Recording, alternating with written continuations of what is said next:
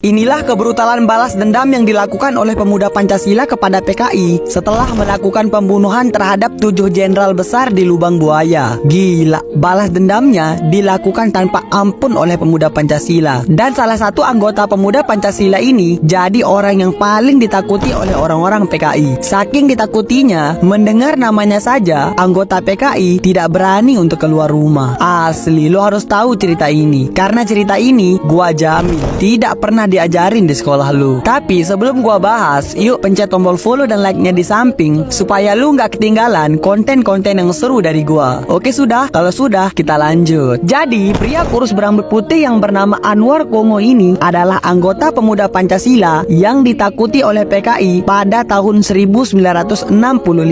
Pemuda Pancasila sendiri didirikan oleh Jenderal Abdul Haris Nasution pada tahun 1959 dengan tujuan untuk melindungi NKRI dari ideologi komunis. Nah, pada tahun 1965, tepatnya 30 September, ketika terjadi peristiwa penculikan dan pembunuhan 7 jenderal di Lubang Buaya oleh PKI, inilah yang membuat seluruh rakyat Indonesia kaget dengan kejadian ini. Tak terkecuali para anggota pemuda Pancasila yang mengetahui pemimpinnya, Jenderal Abdul Haris Nasution, yang menjadi target PKI. Inilah yang membuat pemuda Pancasila mengamuk dan membabi buta memburu warga yang dianggap PKI.